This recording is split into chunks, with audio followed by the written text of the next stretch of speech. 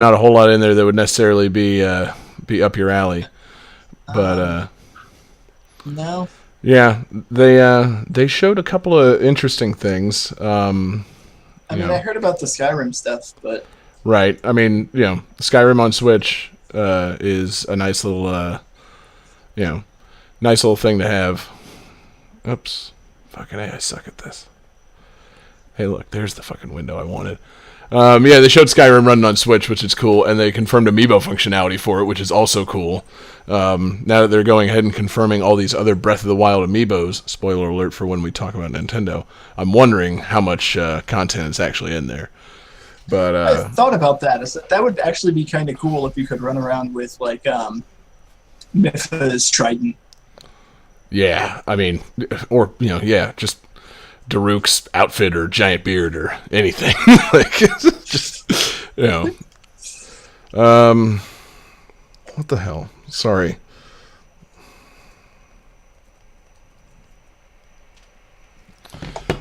Johnny's hitting us up, producer from afar, telling us that nothing's working.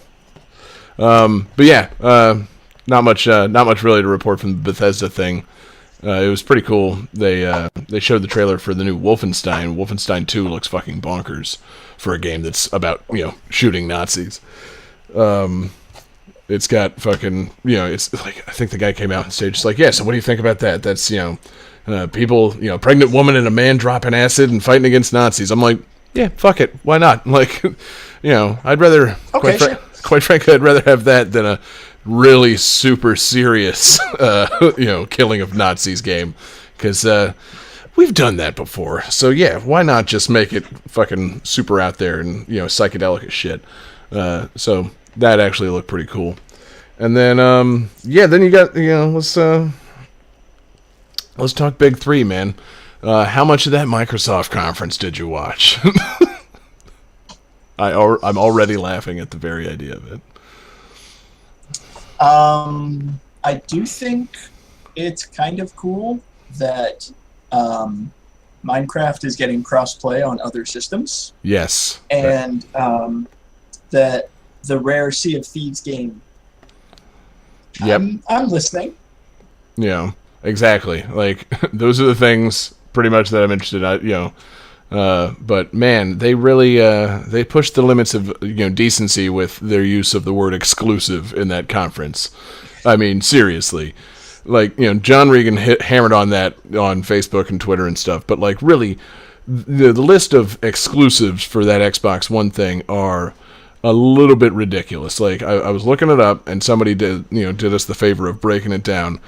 There, of all the games shown in that conference, only one of them is actually an Xbox One console exclusive game. And it was shown last year. It's Tacoma. And then besides that, there are 7 timed exclusives. So exclusives that'll be there when the Xbox One X launches and then show up for the PS4. And then there are, they showed 8 non-exclusive games. And then they had 7 games that were Xbox One and Windows 10 exclusive. So, you can play those on your Xbox, or you can play them on your Windows tablet or PC or whatever. And it's just so confusing that they would really try to hammer on that exclusivity when I'm not going to say it's a lie, but, a severe half-truth. I mean, I still don't understand, like, if Microsoft has a gaming console platform, why are they advertising their stuff for Windows? Yeah. I mean, I understand it's the same parent company, but if you're at like a gaming expo, wouldn't you want to push your gaming platform over a Windows version? Especially, like, aren't you just cannibalizing yourself? Yeah, exactly. Like, I guess they just don't care about. They just want to sell something. They don't give a fuck what they're selling. They got to sell something. But like, quite frankly, no, I don't understand it. I was trying to think of like what it was that looked cool that would inspire me to buy an Xbox, and like there were a couple of games. Crackdown 3 could be fun, but I'm not going to buy an Xbox for that. Sea of Thieves again looks cool, but I'm not going to buy an Xbox for that. And then they had a couple of charming things. I mean, Cuphead which Cuphead. as it turns out, not even Xbox One and Windows 10 exclusive. It's coming out on Steam. And then, that State of Decay game, it looks like kind of cool game, build a fortification against zombies, but I'm pretty tired of zombies, if I'm being honest here. And so, they just they showed off some stuff. The, conference itself had a cool, a couple of cool trailers. It had the fucking, the trailer for the new DBZ fighting game, which, quite frankly, looks awesome. I'm trying to think, because I know, I was gonna, if I can bring this up, the DBZ fighting game looks like, heir apparent to Marvel vs. Capcom, which I could take and segue into your opinions on Marvel vs. Capcom Infinite, which came up at Sony's show, because, Marvel vs. Capcom Infinite looks kind of shiny, shitty, and, Dragon Ball Z or Dragon Ball Fighter Z looks fucking amazing. 3-on-3 Dragon Ball Z fights, awesome cartoon graphics, I guess a timed exclusive or something no, actually it's not even timed exclusive. It's just going to be out on everything. Looks fucking dope. Looks like they put a lot of love and care into rendering all the characters, and, they've only announced 6 characters so far, but they're probably going to announce a fucking crazy ass full-blown Dragon Ball Z roster. And I was gonna say, well, how many Dragon Ball Z fighters are there? There's a lot that they haven't shown. They showed three Saiyans, Frieza, Cell, and Majin Buu. So there's still plenty of guys out there. All the guys from Earth. Mr. Satan for this game, dude. Yeah, Hercule, or Mr. Satan, depending on who you want to call him. Yeah, he totally needs to be in the game. So take the opportunity to talk about how much you're really anticipating Marvel vs. Capcom Infinite now that you've seen a new trailer for it there, David. Okay, I wasn't sure if we wanted to close out Microsoft and move on to Sony or just jump straight into Marvel vs. Capcom Infinite. I have very mixed opinions because when the game was first announced, oh my god, it's a new Marvel vs. Capcom. It's got Captain Marvel and Mega Man X. Hell yeah. It looks a little weird, a little plasticky, but, debut trailer. And then the new trailer came out at E3, and it somehow looks worse. I don't. How'd they do that? this game, and when I say looks, I'm not just referring to graphics. It just everything in general. I'm going to harp on the graphics first. Graphics are an easy thing to. Graphics are easy to point at. This game looks. It looks terrible. Yeah. It looks terrible. I mean, the characters, the models, they look like plastic action figures in a bad way. Right. I was talking to a friend of mine, and it's so strange to me because a lot of people have been comparing it to Injustice because Marvel, DC fighting games. No. See, here's my problem.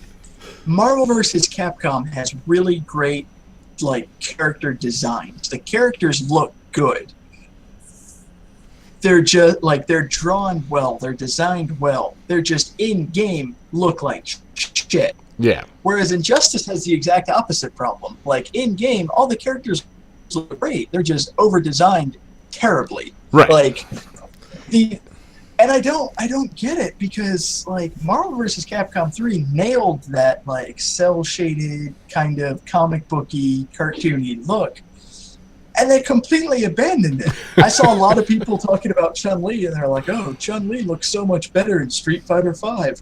Chun-Li looks better in Tatsunoko vs. Capcom." Yeah, on the Wii. Oof, that Chun-Li model was looking rough, and I know, seriously, it's one thing for Mega Man X and Zero and Sigma to look shiny. They're cyborgs or androids or whatever you want to call them. Why the fuck does Chun-Li look like an action figure of herself? Nothing looks right about that. And what was up with the Gamora model? Is that what comic Gamora looks like? She's, just one the whatever one shade of green with the world's yellowest eyeshadow. I mean, it's a bizarre look. The thing that killed me was somebody on Twitter put a side by side of the Captain America model and that god awful Oh, Rob Liefeld yeah. drawing of Captain America, and they look nearly identical. It's the same pose, same arms, same chest. You know, Giant puffy chest. dude, yeah. Like, no. I mean, I don't know, man. I'm a sucker for those games. I'm probably gonna get the game regardless. But at the same time, just based on the other fighting games that are out, it just seems like we're hitting fighter game overload. And like I got Tekken 7 that I've barely scratched the surface of, mostly because the online play's sucking right now.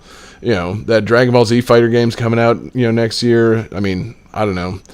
There's games that I can play that scratch that itch. I haven't even gotten Injustice 2 yet, and everybody's saying that one's actually very fucking good. So, this might be a Marvel vs. Capcom game that I just pass on. Unless they... And that's the other thing. With all the DLC they've got, that an Ultimate is coming out, like, the next year. With all the DLC characters already in, and probably a couple of other new characters, it's just...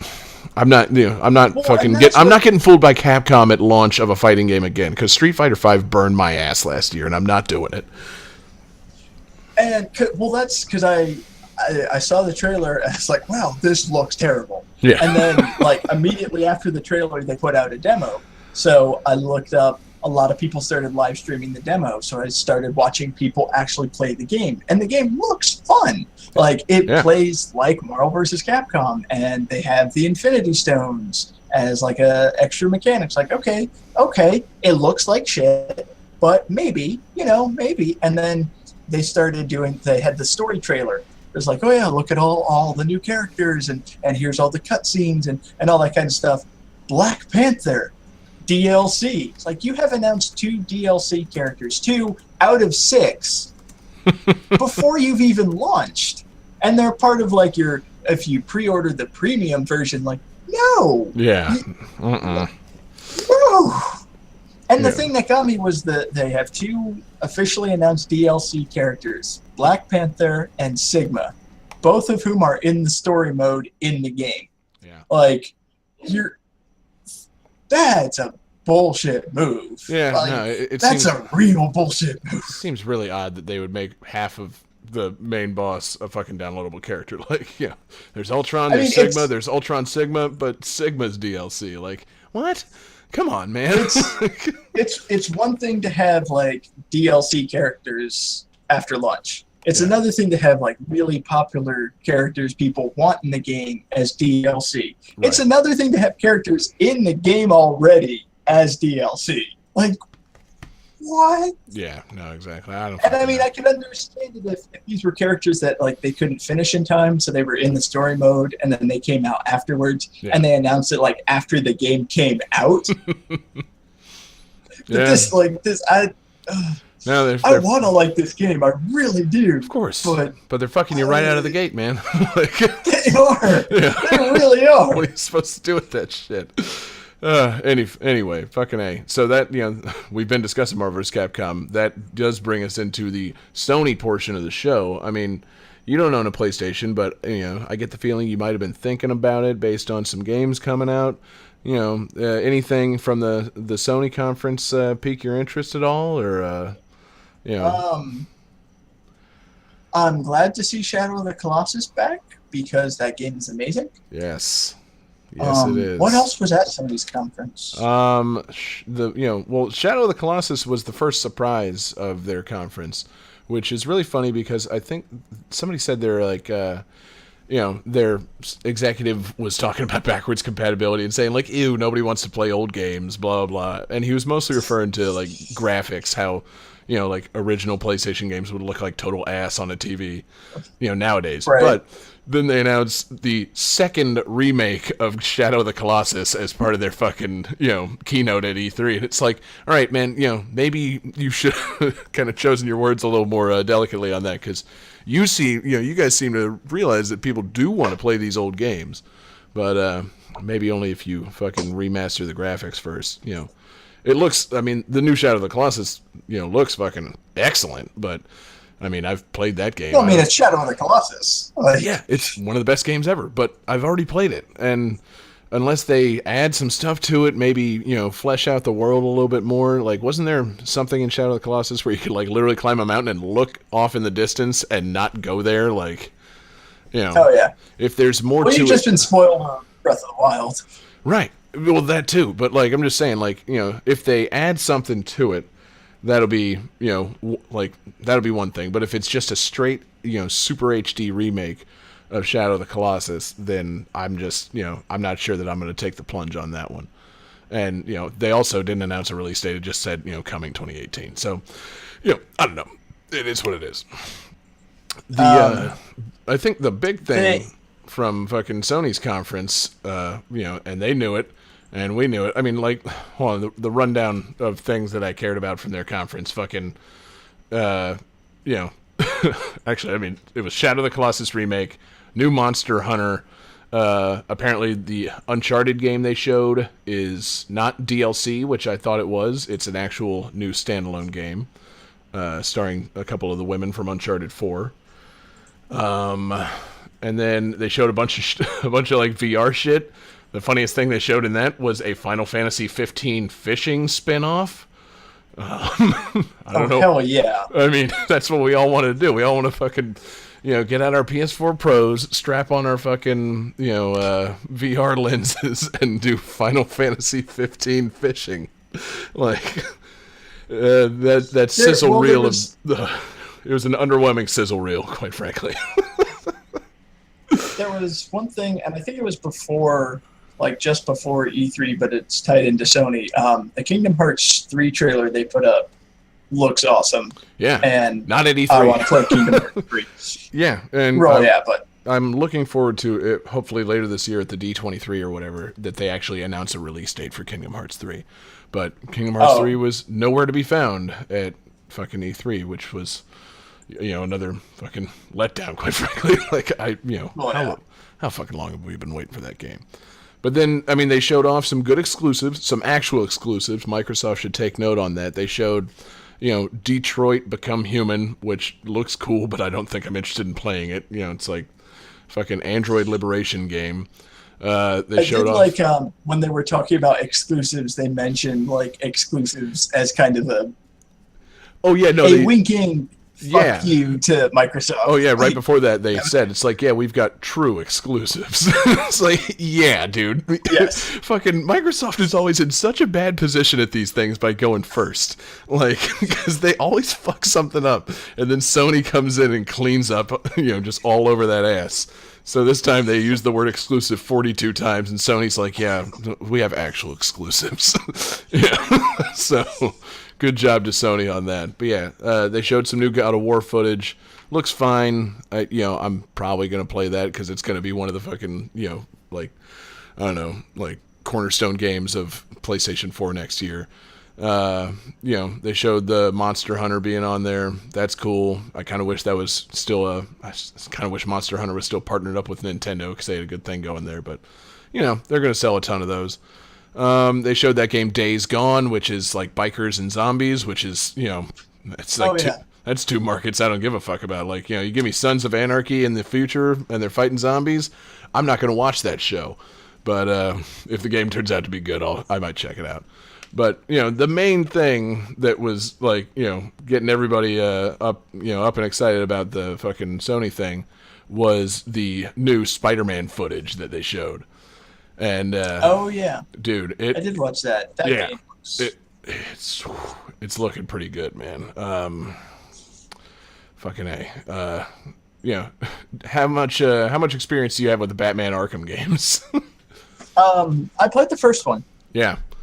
So it's that comparison got brought up a lot. Yeah, it looks just like that. You know, the thing that I noticed immediately was like, what is it that's totally different about this Spider-Man game versus those Batman games? Hey, it's daytime. Like, they can actually set the game during the day and use colors. Like, the game looks fucking great. And he's fighting Kingpin's dudes and, using like sneaky traps and environmental fighting. Like, it looks pretty cool. Fighting Mr. Negative, like, yeah. talk about a pull from the comics. Like, hell yeah. I was gonna say, I don't even know who that is, but you seemed excited about it, so I assume it's cool. Like, it's yeah. And I mean, then they do that big helicopter chase, and it's got like quick time events and shit. It looks like it's going to be a pretty fun game. I'm just hoping that is one thing that I was super excited about when he was doing the helicopter chase, and they were showing like going through the web swinging and all that. The web swinging looked really, really good, and they didn't require you to anchor web points. Right. You just kind of like went. And that's the best way to do it, because I understand like the realism of trying to make sure you actually have something to attach to, but that's not fun. No. Like, swinging between things and running on the sides of buildings, yes, fun. Actually having to, aim and shoot at something to attach to it in order to continue swinging, no fun. Yeah, like, it's better that you not ask where the things connect anytime you're watching Spider-Man. Like, it's not important. It's not important until he actually has to like spin a web or catch something. Like, yeah. Yeah, man. It looks pretty fun.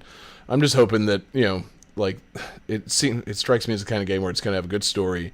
They're probably gonna do some deep pulls from the comics. It's gonna kind of not necessarily cover the whole Marvel universe, but like the Marvel New York universe, if that makes any sense. Like like I said, he's fighting Kingpin's guys, so it should be fun.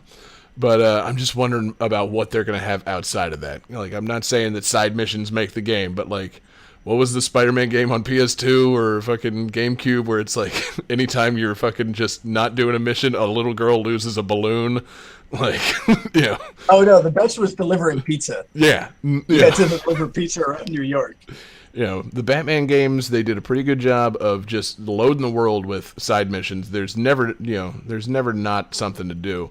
And it wasn't just like, go save this little girl's balloon or whatever. It's like, Riddler puzzles and fucking, scanning this and doing AR, trick attacks and things like that. Doing all these different things. Hopefully they've got plenty of that coming in the Spider-Man games and not so much pizza delivery and balloon rescue. Because, but yeah, the game looks fucking great, man. I'm excited to play that one. And I love that it's actually a PlayStation console exclusive. Sony's still flexing a little bit of those Spider-Man muscles. So, feel like the PlayStation conference was pretty all right. But it was strange because I guess they showed almost everything from this year last year, so they didn't really have a whole lot new. And, I don't know. Nintendo kind of went the other way with things. They actually announced some things that they weren't prepared to show, but they knew it, man. It was the time to be opportunistic. It was the time to strike while the iron was hot and win E3. I'm sorry. It was just, Nintendo announced some stuff. They weren't ready to show it, but they wanted people to know they were working on it. It was time to strike while the iron was hot. Or was it more a case of, yes, we know you want this, now shut the hell up? Exactly. Here is the number 4 next to the name Metroid Prime. Now, please be quiet. And we bothered this poor old Japanese man in his house and made him say that we're developing a Pokemon game for the Switch after you guys got all pissy about the Pokemon Direct last week. Yes, fine, we'll make a Pokemon game. We heard you. I also love the point that he specifically said, it's like, yes, we're developing a console RPG Pokemon game. Now, these games sometimes take years to develop. Yeah. But we are doing it. Like, it may not come out for a full year, but we're working on it. Exactly.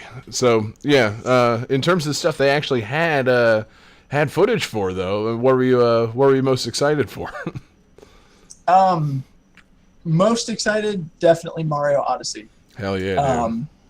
Although, new Kirby game. Let's talk Mario Odyssey, though, because that's the video I just loaded up. So, right, I know. This game has officially gone from I need a Switch to play this to I need this like I need oxygen. Yeah, it looks really, really, really good. So good. I love, they teased it out earlier this year or whatever, and it was like, oh, that's cool. And he's got a silly little hat. That's probably going to be fucking annoying. And then it's like, okay, they get to this. It's like, wait a minute, that hat's the star of the game. Like, you can do everything with that damn hat. Like, Also, it's like, oh, he throws his hat as an attack. Oh, he can use it as like an extra platform. Oh, that's cool. And then watching this trailer, he like does the spin attack with the hat. It's like, oh, an extra attack, everything. Oh wait, he's possessing. You can be enemies in the game. Yeah. What? Yup. Like that. That is an interesting little game changer, man. Like they got rid of power ups. You just throw your hat and take over enemies' bodies. It's like, what is that? Is that Mario Quantum Leap?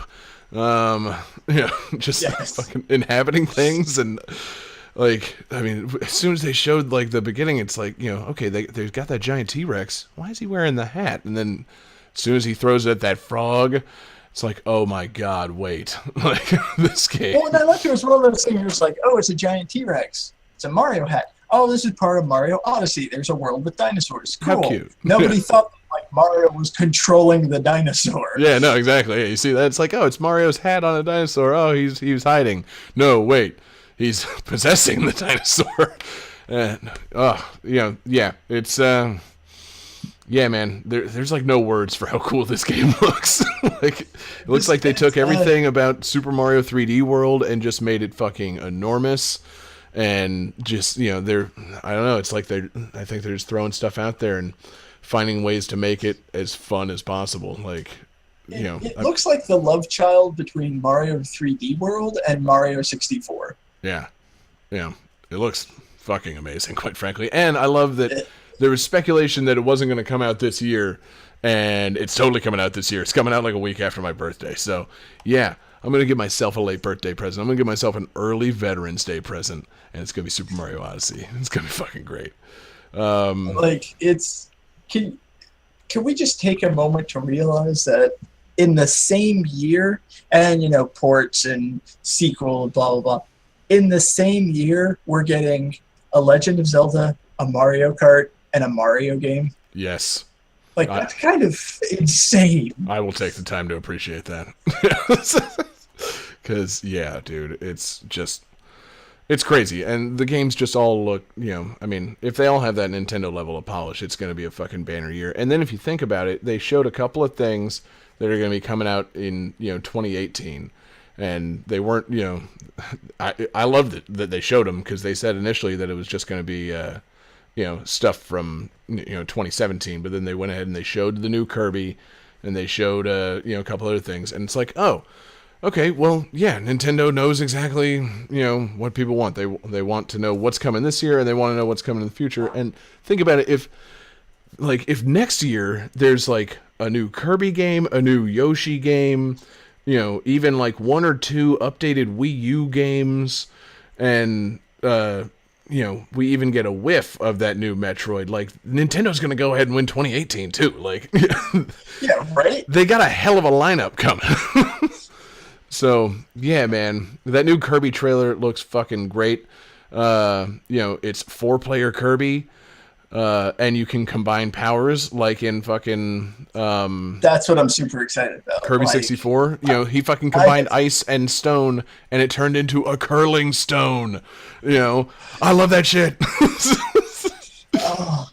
Like, it's weird how like Kirby was always kind of like this underrated little thing, like, oh yeah, Kirby games, they're fun, and like secretly Kirby has become one of Nintendo's best games. Like, yeah, Kirby games are always incredible. Consistently.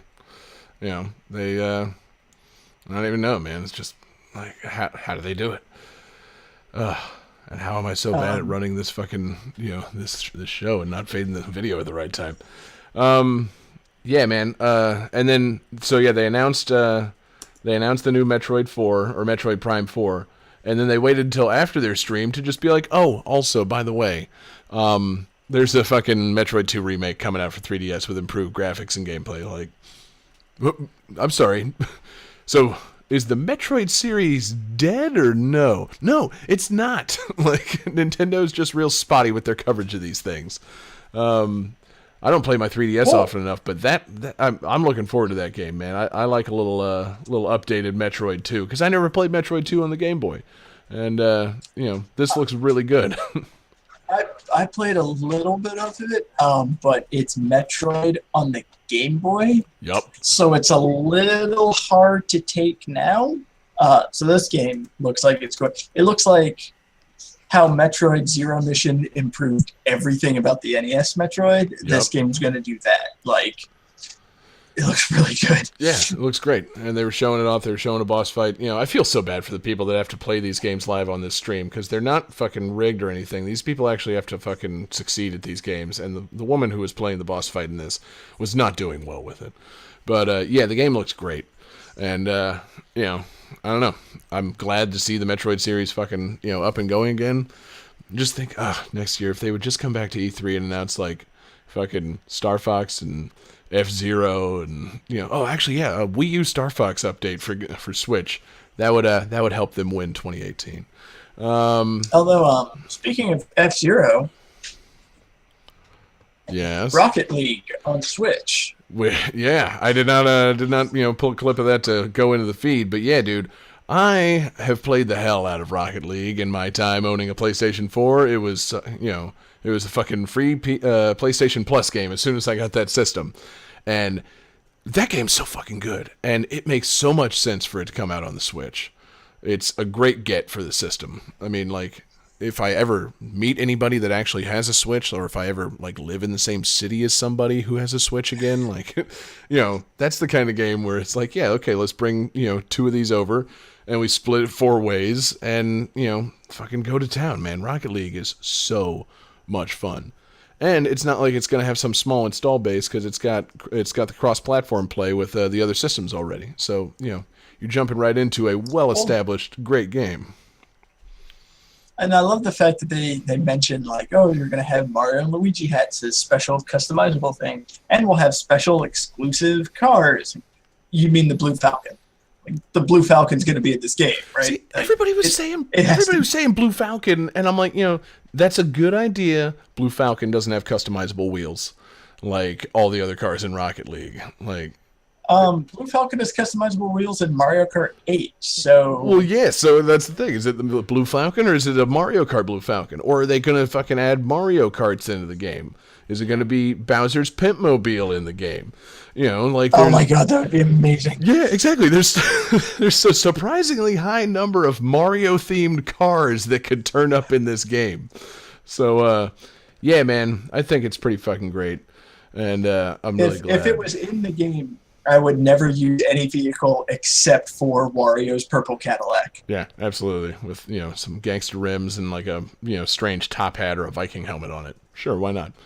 But yeah, and then strangely, one of the things they announced that I was most excited for was not even a new game. It was just DLC for the Breath of the Wild. Because they've announced it before, but they actually showed a little bit of it. And man, I love me some Breath of the Wild, and I've been playing the hell out of it, and it's pretty cool to get an idea of what's coming for it. You know, what did you think about the DLC announcement? It looked cool. I like all of the new armor, like Link with Midna's helmet and Link in the Phantom armor, and Tingle Link. Yeah. That's adorable. That's gonna be weird. Yeah.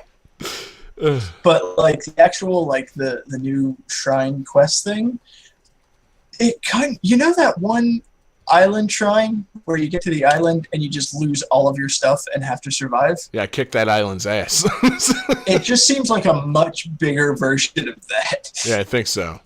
Yeah, but quite frankly, I'm okay with that because I really enjoyed that island quest.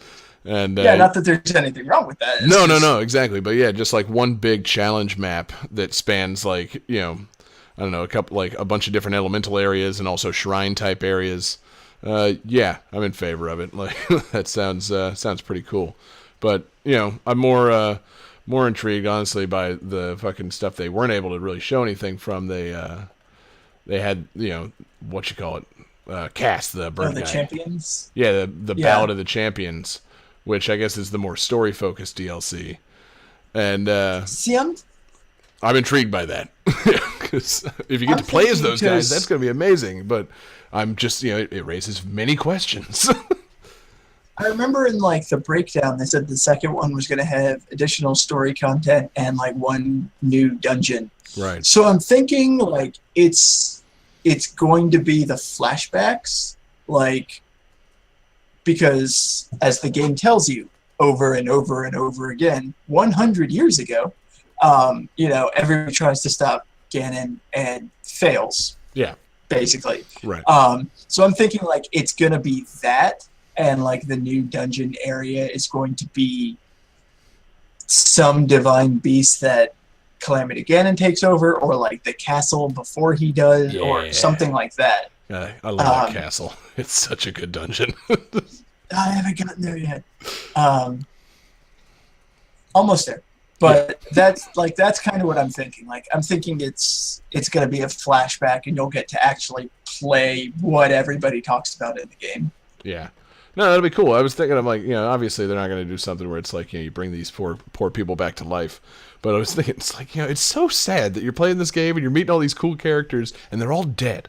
Like, I love Daruk and, fucking Rivali. He's Daruk was cool. Sassy bird dude. Like, and Urbosa. I was going to say, Rivali. Yeah.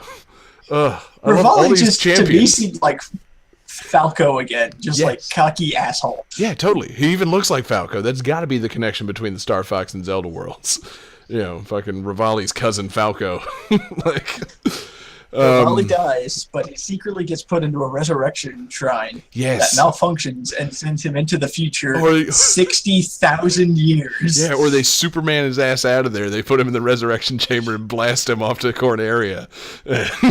Just he fucking reawakens as Falco. It's like, my name's Rivali. No, it's Falco Lombardi.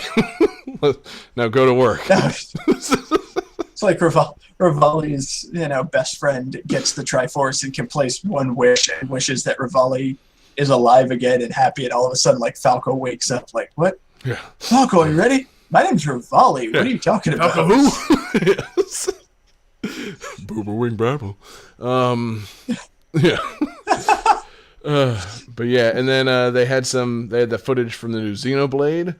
I don't know, what's your meter on Xenoblade?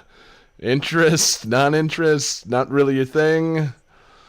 Well, the fact that it's a JRPG that I can take on the go has me more interested than if it was just at home. That's true. Since you've recently gotten more into JRPGs. I'm glad for the people who are hyped for it. I don't especially care. Yeah, exactly. It's JRPG as hell, man. Those characters are animated the fuck out. Like, man, they got some puffy pants, and there's a guy talking to a girl who might actually be a sword. And I'm sure it's going to be a gorgeous game and probably fun. But I'm not sure if this is going to be my first Xenoblade game. I need to dive into that series at some point. But yeah, what are you going to do? Let's see, what else did we have? More Nintendo stuff. Dave, refresh me. There was Yoshi, right? Game? Yes. Oh man, and boy does that Yoshi game look fucking adorable.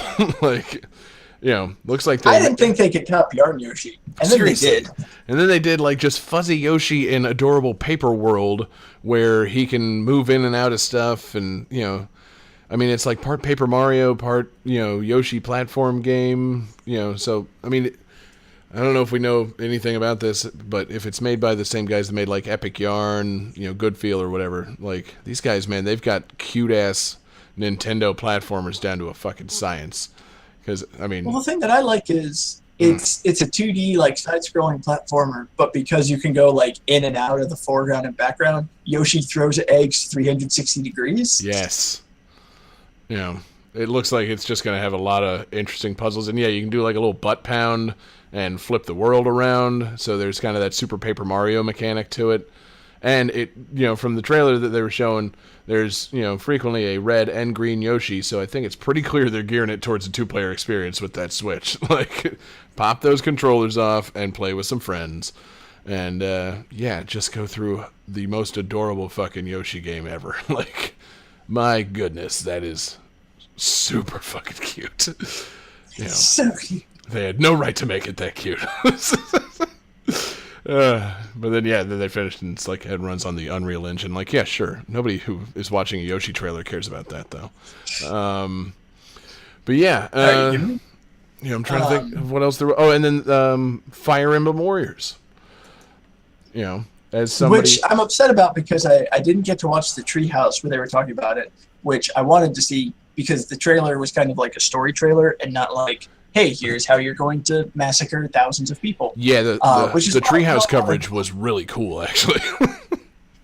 I know there's a video of it like archived somewhere. It's like 20 minutes long, and I want to sit down and watch it because just based on the story and like the tiny little cutscenes, this looks like the Fire Emblem game that I have always wanted to play. I was gonna frame that up for everybody. David is a fan of Fire Emblem. No, he's not. But he is a fan of the Warriors games, specifically Hyrule Warriors. So you take away the elements of Fire Emblem that David doesn't like the strategy RPG part, and put all those characters and worlds into a hack and slash 'em up Warriors game, and David might just be intrigued by that game.